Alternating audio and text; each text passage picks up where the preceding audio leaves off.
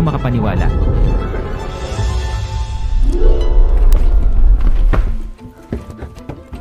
Ako ay isang wizard, Pharrell. Oras na para sa pagpupulong sa umaga, Darrell.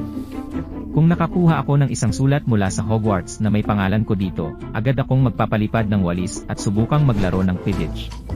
Ang Quidditch ay isang iconic fictional sport na dumudugo sa tunay na mundo at mukhang masaya, ngunit hindi scratch ang kati ng paglipad tulad ng Harry Potter. Ang Nimbus 2000 ang magpapakumpleto sa buhay ko. Ang proyektong ito ay possible lamang dahil sa sponsorship ng Warner Bros. Games. Ito kasing malapit na ako sa paglipad na parang Harry Potter. Pero hindi ito totoo. Nagtatrabaho ako sa isang kumpanya na ginagawang imposible sa akin. Possible. Sa video na ito, susubukan kong lumipad tulad ng Harry Potter. Kailangan nating imbestigahan ang lahat ng mga pagpipilian, kahit na ang hangal. Handa ka na ba sobrang taas ba ng taas paano ito natututuhan ng isang tao? Alam ko na may isang tao na magiging sa mga komento na nagsasabi, oo, tama, at ito ay nangyayari sa lahat ng oras. Hindi ito mahirap. Masyadong mahirap. Hindi naman masama. Ito ay masaya, ngunit isa problema pa rin uri ng sucks. Magtatagal ba ito magpakailanman? God, hindi yung isa. Feeling ko may mas magagandang options. Wow, masakit ito. Lumilipad na ako.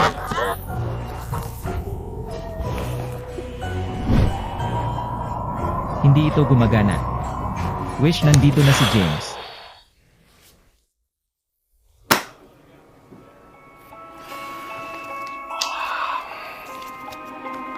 Dear Mr. Darrell, ito ay dapat na mahusay para sa iyo. Mahalaga na huwag mag-isip-isip sa mga pangarap at kalimutan ang mabuhay. May isang kwarto sa Hearth na maaari mo lamang ma-access kapag tunay na kailangan mo ito. Personal workshop po ito, at magkakaroon ito ng lahat ng kailangan mo. Nakikita mo, Darrell, ang anumang teknolohiya na sapat na mahal ay mahalagang magic. Kahit hindi kita makakasama ng personal, matutulungan ko pa rin kayo na makamit ang pangarap niyo sa pamamagitan ng aking credit card at kaalaman sa engineering.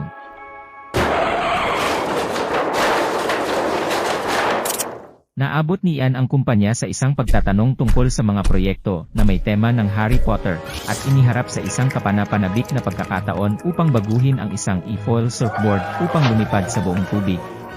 Ang surfboard ay magkasya ng perpekto at parehong praktikal at kasya siyang sumakay. Ang plano ay bumili ng isang mamahaling e-foil surfboard.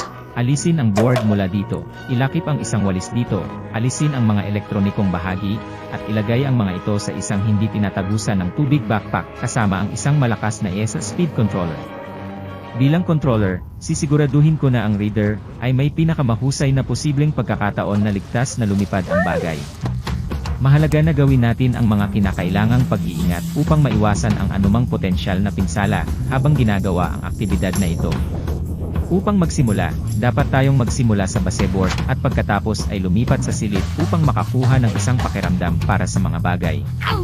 Bilang isang tao na kinakabahan tungkol sa aktibidad na ito, dahil sa potensyal na panganib na nauugnay sa e-file, magsisimula ako sa pamamagitan ng pagiging maingat at pagkuha ng aking oras upang maunawaan ang mga kagamitan bago tangkaing lumipad ito.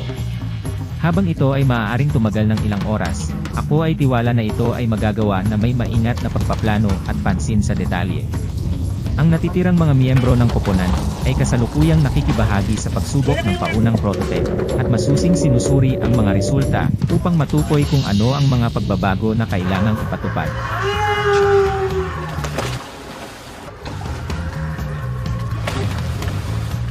Excited na ako sa practice sa lawa ngayon. 2 araw na akong nagsasanay ngayon sa prototype board. Gayunpaman, napansin ko ang ilang mga pagbabago na kailangang gawin. Hindi gumagana ang board ayon sa gusto natin. Mahirap sabihin kung gaano kakataas kapag nasa board ka. May takot din sa pag-crash. Ngayon ay tungkol sa higit pang pagsasanay. Ilang oras na lang kami sa tubig, at masarap na. Pinatataas namin ang ibabaw na lugar ng prototype. Tingnan natin kung ano ang mangyayari. May mga bruises ako sa mga previous attempts ko. Kung nais mong makita ang isang pinalawig na hiwa ng lahat ng aking mga pagkabigo sa pagsubok, tingnan ang aming channel sa YouTube. Ang video ay magagamit na ngayon. Umalis ka, umalis ka!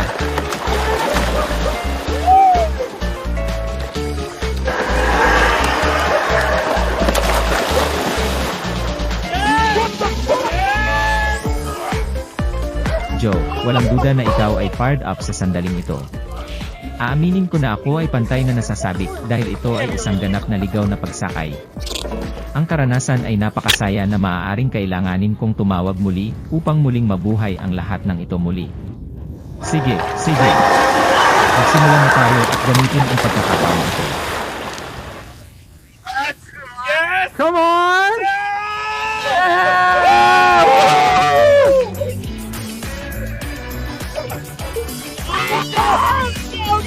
Go! Yes!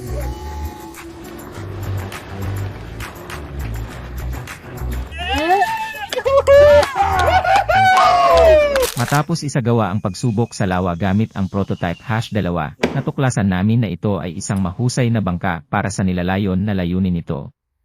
Ang pakiramdam ng walis ay pambihira at makakaranas ito ng masyadong maraming alitan sa isang runway. Sa kabilang banda, ang mga bagong skateboards ng Plan 2 ay may harap na bababa at mahuli sa isang lubid na nakatali sa likod na maghahatid ng mas maraming kapangyarihan sa tubig para sa hydrofoil upang iangat ang rudder up. Ang disenyo ng produktong ito ay lubos na nababagay at maaaring ipasadya upang magkasya ng perpekto ayon sa mga individual na kagustuhan. Ang gintong pagtatapos ng produkto ay nagdaragdag ng isang eleganteng touch na complements ang kanyang pangkalahatang hitsura na ginagawang mukhang mahusay kapag ginamit laban sa tubig. Dagdag pa, ang inukit na foam sa ilalim ng kamay ay nagbibigay ng mahusay na flotation na tinitiyak na ang produkto ay nananatiling matatag at ligtas kapag ginagamit. Kung ikukumpara sa nakaraang modelo, ang disenyo na ito ay mas komportable at nagbibigay ng isang mas maluwag na karanasan para sa mga gumagamit. Gayunpaman, nagkaroon ng isang issue sa produkto na naging sanhi ng malfunction nito, na nagreresulta sa ito ay nabawasan sa isang simpleng sistema ng kontrol ng throttle. Sa kabila ng kabiguan na ito, ang produkto ay nananatiling lubos na functional at patuloy na nagbibigay ng mga gumagamit ng isang maaasahan at komportableng karanasan.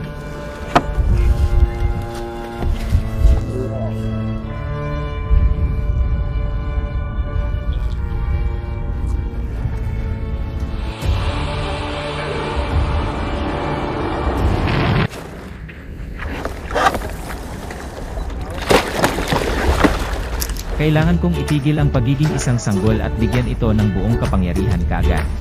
Naririnig mo ba ang maayos na pagtakbo ng motor? More powerful.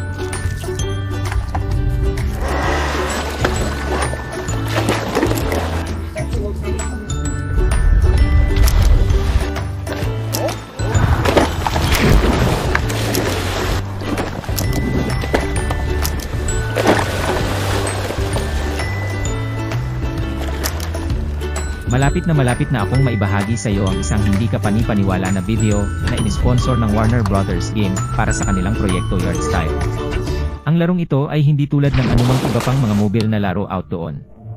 Ito ay tumatagal ng isang buong bagong diskarte sa mundo ng Harry Potter at nararamdaman ng sobrang mataas na kalidad.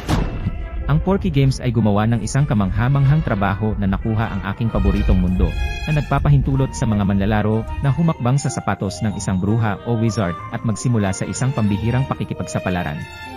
Available ang mga immersive classes kung saan ang mga manlalaro ay maaaring matuto ng spells at i-unlock ang mga misteryo ng Wizarding World.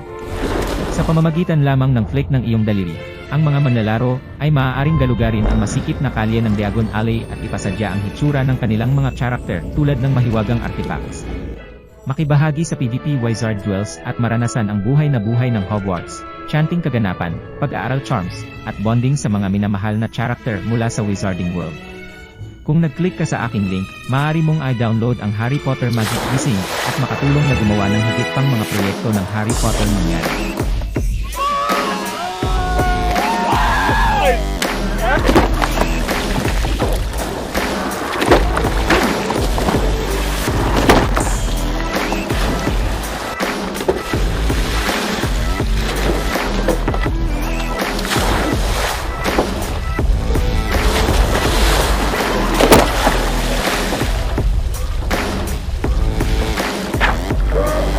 Malaki ang paniniwala ko na narating na natin ang pinakamalayong lawak ng ating paglalakbay. Mas maganda kung hindi natin hawakan ang dalampasigan sa panahong ito, okay?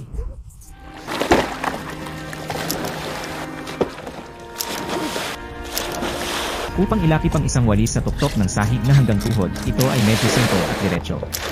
Madali mong magagawa ito sa pamamagitan ng pag-secure ng hawakan ng walis sa tuktok ng sahig na may ilang mga tape o malagkit na strip.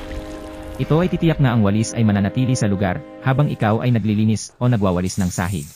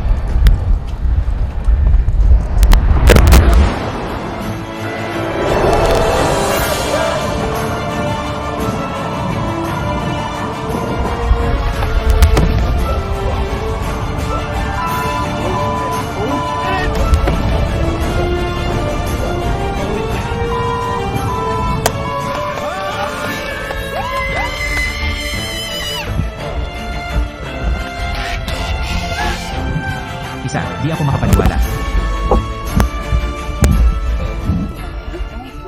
Namangha ako sa nilalaman na ito. Naging masaya ako sa pakikipag-chat sa iyo. Salamat sa pagdikit. Kung gusto mo ang ganitong uri ng nilalaman, mangyaring mag-subscribe, pindutin ang kampanilya, at bigyan kami ng isang like. Ang iyong suporta ay tumutulong sa amin na lumikha ng mga malalaking proyekto tulad ng isang ito. Tingnan ang hacksmith.store at mag-iwan ng komento. Ipaalam sa amin kung gusto niyong makita pa ito, o kung maaari naming i-play muli ang Quidditch Quick Things sa Warner Brothers Games ngayon.